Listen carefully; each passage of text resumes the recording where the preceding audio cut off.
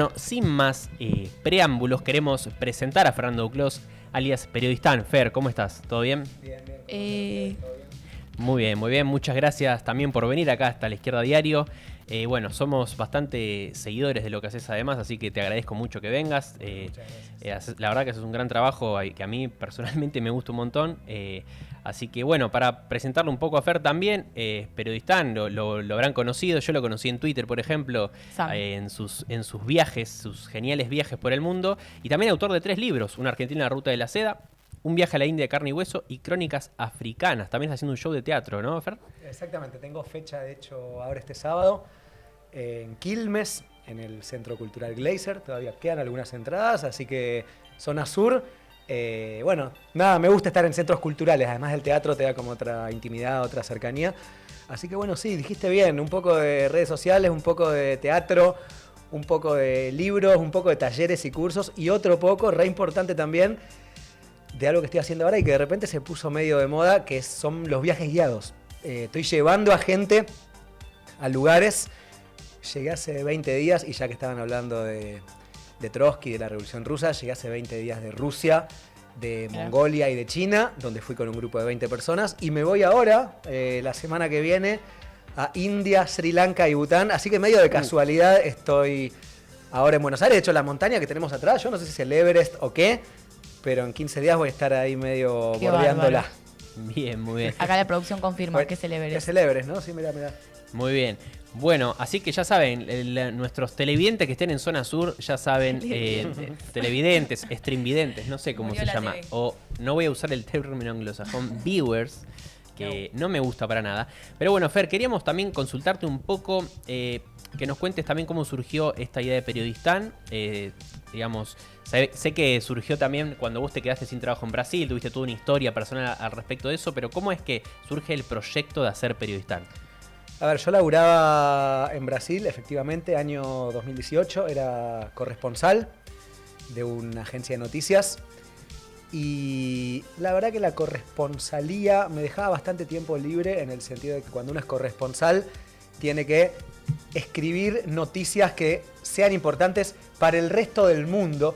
Y no siempre suceden, digo, si renuncia un ministro de Justicia en Argentina, no es importante para vendérsela a un diario de Alemania. Tienen que ser noticias realmente pesadas. Entonces muchas veces mi trabajo era simplemente hacer guardia esperando a que sucedan cosas. Y si no suceden tampoco uno puede inventarlas. Entonces fue un año en que leí muchísimo. Me pasaba el día leyendo casi que un libro por día y me empecé a obsesionar un poco de leer y de un libro que me gustó y después otro y después otro. Primero con Asia, después con Asia Central, lo que es Uzbekistán, Tayikistán, Turkmenistán, Kazajistán, bueno, las ex repúblicas soviéticas. Después con el Imperio Persa, ¿no? Con el actual Irán, con el Imperio Otomano, con las dinastías chinas. Asia, la historia de Asia. Empecé a ver, y es lo que sigo contando hasta hoy, que Asia tenía un peso trascendental en nuestras vidas. Que muchas de las cosas que creemos que nacieron acá o en Occidente, o lo que sea, todo viene de Asia, o de Asiria, o de Sumeria, o de Babilonia, o de India, o de China. Cualquier cosa, digo, no sé, vos te juntás a mirar fútbol, tomar cerveza y comer pizza, que son los planes más argentinos que existan, o más occidentales, y después te fijas, ¿dónde fue el primer antecedente del fútbol? Ah, mirá, en China. ¿Y dónde fue que por primera vez levó la cerveza? Ah, mirá, en Sumeria. ¿Y cuándo fue que el pan también levó? Bueno, empezás a ver que un montón de las cosas que nosotros usamos, sin ir más lejos, los números, hasta hoy, vienen de esa zona del mundo. Me empecé medio a maravillar y a fascinar con esta influencia que para nosotros es absolutamente desconocida. Incluso nosotros pensamos que mucho de lo que somos viene de Europa y nunca nos preguntamos, bueno, ¿y los europeos de dónde vienen? Porque digo, antes de la Europa que conocemos hoy se pobló gracias a las migraciones indoeuropeas. Gente que también viene del este, que llegó hasta Europa, etc. Bueno, me empezó a gustar esto, me empezó a apasionar y de repente un día para el otro perdí el laburo, me pagaron una indemnización, más o menos un año de sueldo, terminé una relación y dije, bueno, es el momento, es ahora. Y ahí se me ocurrió el nombre del proyecto, Periodistán, porque justamente mi objetivo era ir a estos lugares. Hasta ese momento yo nunca había conocido Europa, por ejemplo. No es que yo toda la vida viajé y viajo a donde quiero y soy millonario, ni mucho menos. Pero bueno, con esa plata de la indemnización me saqué un pasaje a Europa porque era más barato. Lo hice rapidísimo. y más o menos el viaje te podría decir que empezó, bueno, en Europa del Este, en Turquía ya, y empecé a avanzar hacia el este, y bueno, y ahí fue también que la pegué en las redes sociales, y lo que en algún punto era una huida, porque si vos te pones a pensar, era un flaco que a los 33 años había perdido el laburo, había terminado una relación, y bueno, medio con la plata que tenía, escapé. Y lo que era una huida de repente se convirtió primero en un boom de redes, particularmente ese año, y después en mi laburo hasta hoy. Si vos me preguntás, muchas veces yo me lo he preguntado incluso, ¿de qué laburás? Laburo de periodistán, ya está, digamos. A veces me toca ser actor en un teatro y a veces me toca ser guía turístico en Mongolia y a veces venir acá a charlar sobre Palestina. Claro. Digo. Tiene muchas facetas, digamos. Tiene muchas facetas. Me haces acordar con Soy un empresario multimedia que viaja en Bondi. Un emprendedor. Me hace acordar con esto que decías de esta obsesión por el origen de muchas de las cosas que nosotros tenemos como europeos. Sin ir más lejos, los propios griegos y el Imperio Romano se niega la influencia africana, egipcia o persa, siria, sin ir más persa, lejos. que tiene toda esa civilización, como si nosotros saliéramos de ahí, que salió un repollo. Y hablamos también algo con la Cátedra de Estudios Palestinos hace mucho tiempo sobre este concepto del orientalismo. Y creo que, digamos, como la representación del oriente que hace el occidental. Y vos, en tu show se llama casualmente Un Mundo Sin Filtro. Y quería preguntarte en ese sentido, ¿cuáles son los filtros que crees que tenemos en Occidente para pensar el oriente? A ver, tenemos muchísimos filtros para pensar todo y está bien, porque si no, no podríamos vivir en sociedad, ¿no? Es imposible, por otro lado, salirse de esos filtros. Yo nunca voy a poder ver el mundo como lo ve un indio. Puedo hacer el esfuerzo, puedo decir, no, pará, Fer, salite un poco de esta anteojera con lo que vos estás viendo el planeta, porque así vas a poder entender mejor tal cosa. Pero a ver, siempre lo voy a seguir viendo con filtros y eso no me puede escapar. Yo no puedo escapar de quién soy, no me puedo escapar de que tengo 39 años y crecí en Occidente, con una determinada socialidad, con una relación que creo con el mundo, etcétera, etcétera, etcétera. Lo que sí puedo hacer es, bueno, ponerme cada tanto en abogado del diablo de mí mismo y decir, che, bueno, tal vez esto sí se puede ver de otra forma. Che, ¿no será que acá lo estoy viendo muy como yo lo pienso y no estoy tratando de verlo de otra forma? A ver, creo que los filtros con lo que nosotros vemos, con lo que Occidente ve Oriente, son muy difíciles de explicitar porque ya son parte de nosotros y te repito, no me parece que esté del todo mal. Lo que sí me parece que está mal son dos cosas. La primera es verlo desde un pedestal. Muchas veces el filtro se transforma en un pedestal. Esta es mi cultura, esta es la cultura, porque es la mía, y esta es la mejor.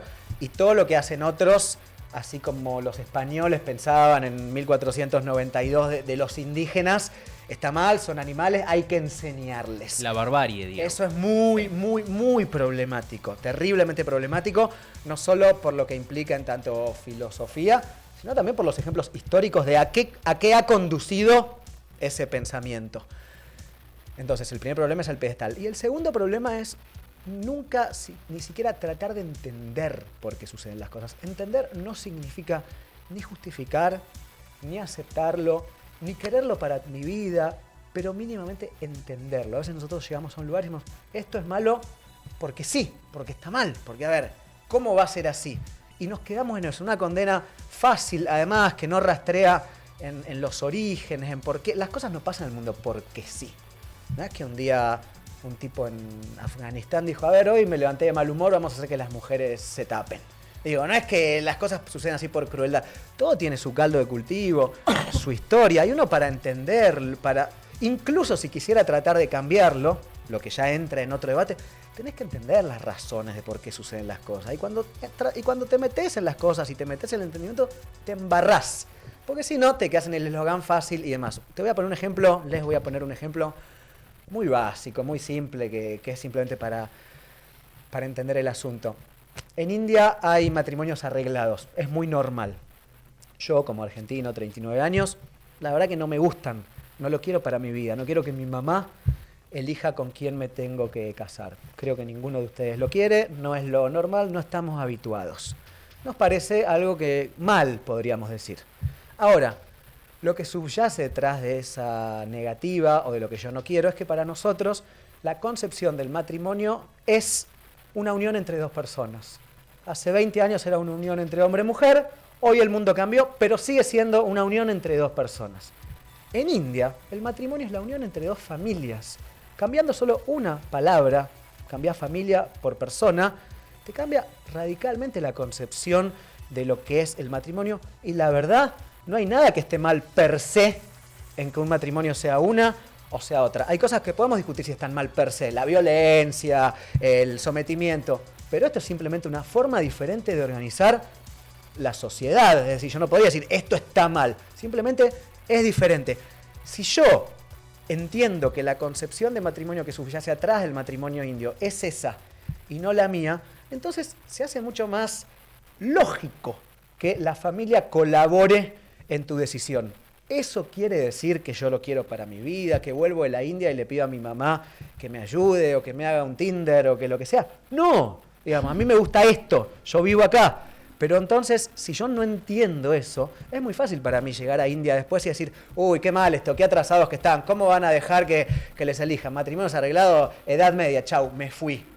Y ni siquiera trato de entender qué es lo complejo que subyace atrás, ¿entiendes? Es un ejemplo simple, pero para ver cómo un simple cambio de palabras te cambia un poco la visión del mundo, ¿no? Sí, hablando de orientalismo y la visión de Occidente de este lado, hoy justamente yo vine de la facultad que hicimos una charla con la Cátedra de Estudios Palestinos, que ellos se basan en la obra de Edward Said, que discute mucho el orientalismo desde los presupuestos filosóficos y las ideas que se conforman en Occidente sobre Oriente, que parte de negar toda una parte de la historia, de la cultura de ese hemisferio, pero queríamos consultarte a vos porque si uno piensa en Medio Oriente, uno de los temas más polémicos o que se está hablando por lo menos en el mundo es el genocidio en Palestina, y acá en Argentina, viste, hay una particularidad desde el lado de los medios de comunicación y sobre todo de, bueno, el peso del sionismo que hay en este país, que se hace muy difícil hablar del tema y sobre todo también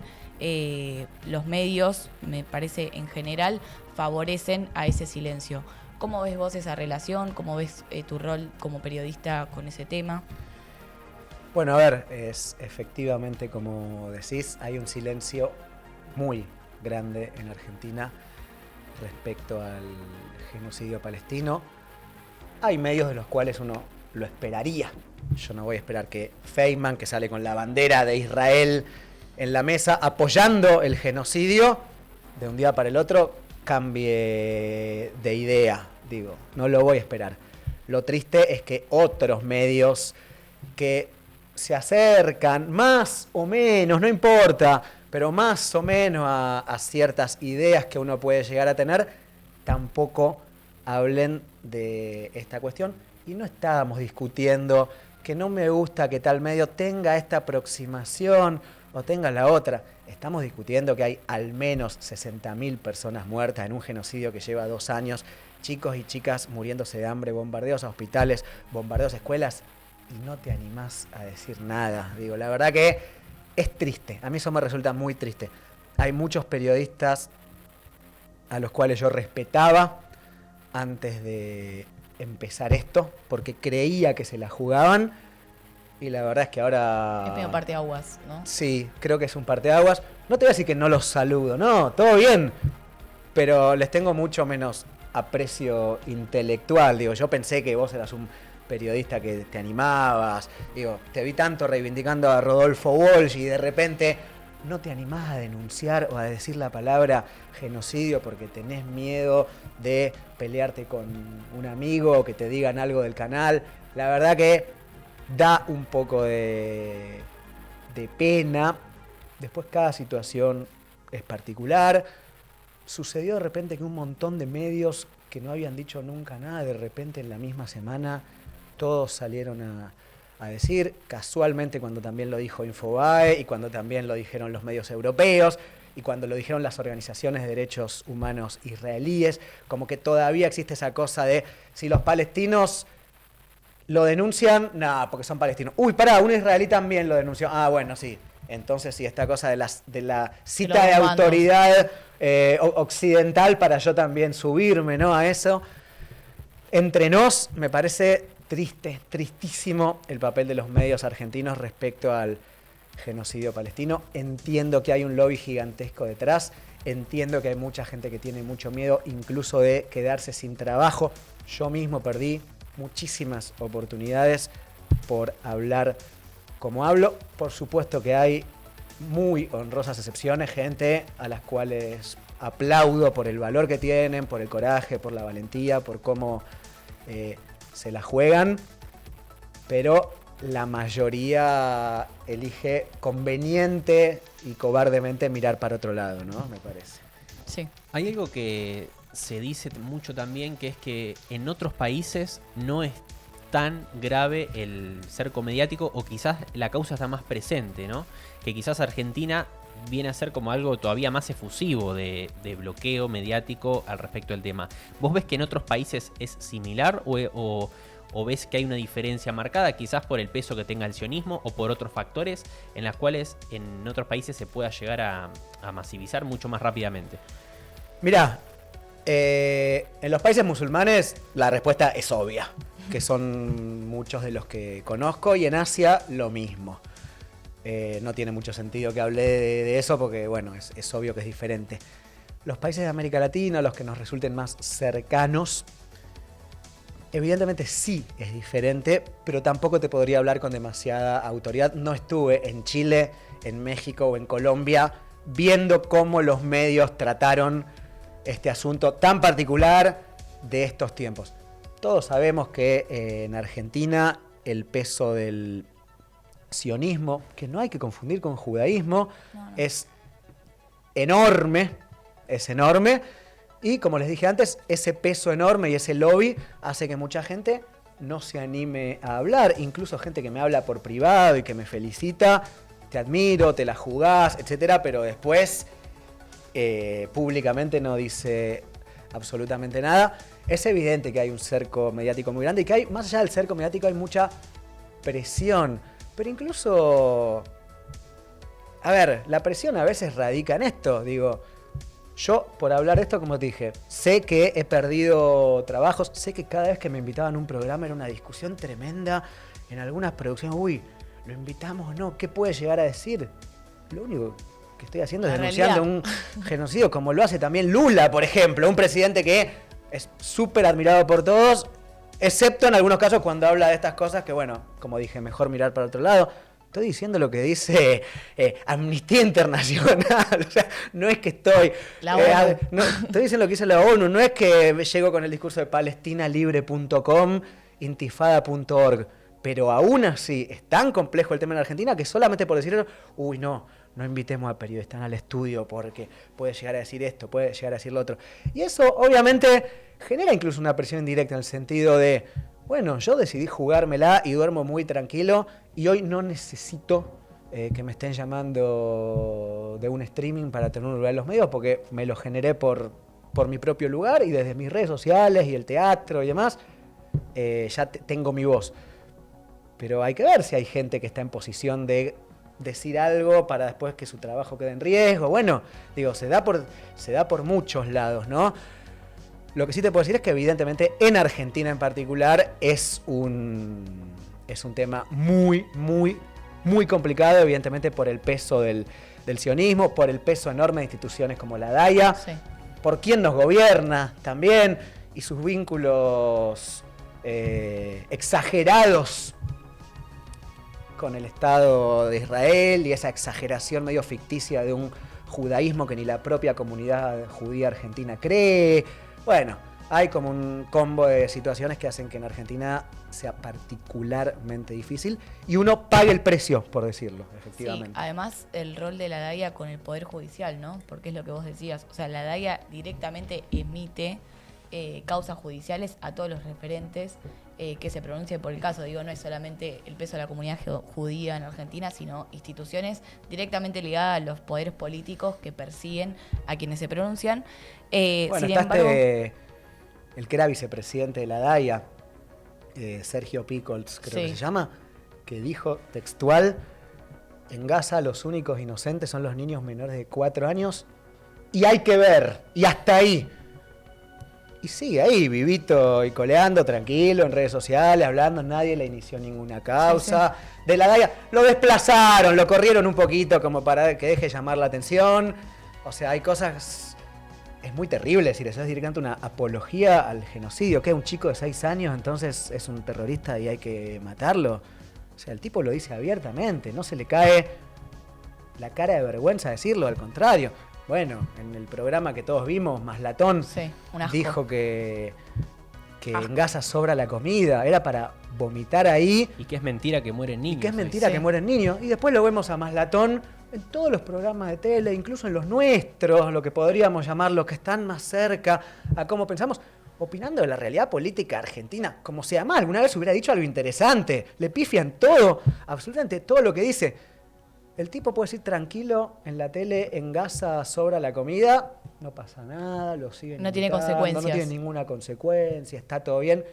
Ahora, llega a decir que en Gaza se está cometiendo un genocidio. Uy, pero che, ¿invitamos a periodistas? No lo invitamos porque nos va a generar un quilombo y...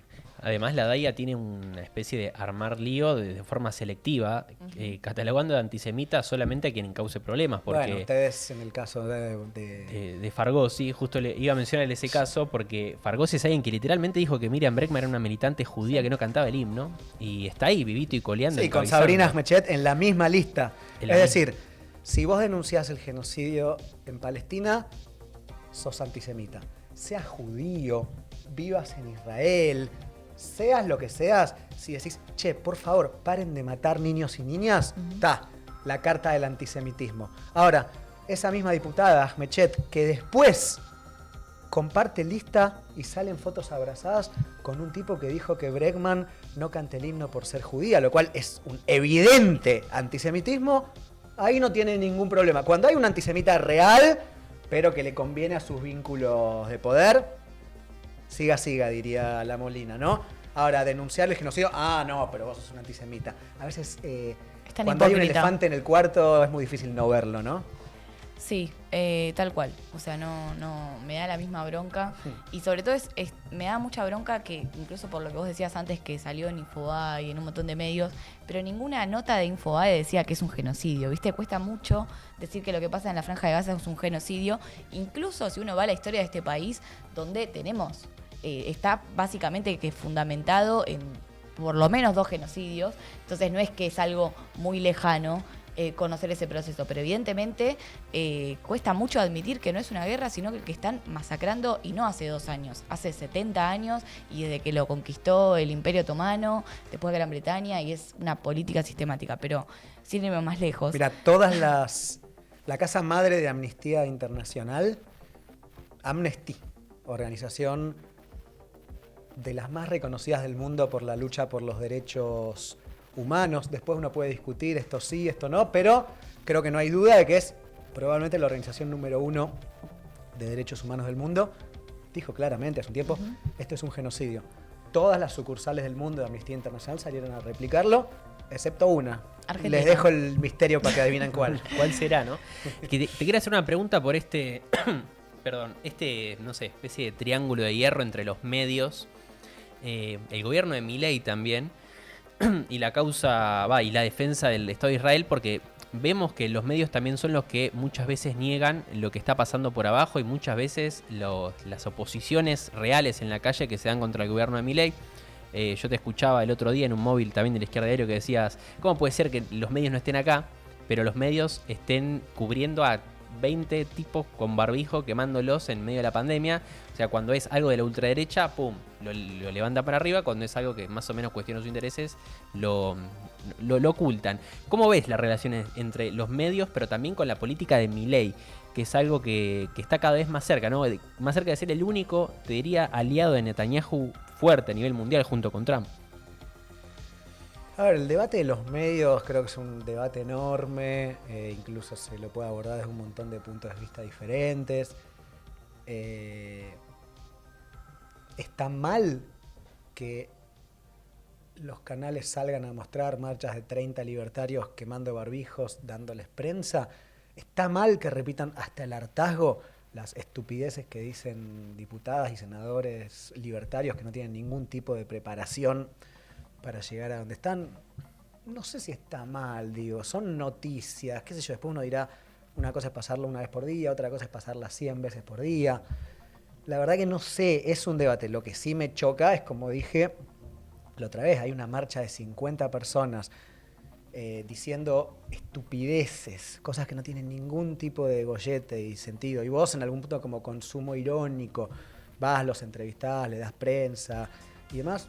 Lo que te digo, no es inmanentemente algo que esté mal, pero después hay una marcha de más de 10.000 personas ocupando 7, 8 cuadras de Avenida Corrientes, de las mayores marchas que se hizo en la historia de este país, en Argentina, por la causa palestina. Y ni siquiera te digo por la causa palestina, sino te digo para pedir el fin de un genocidio.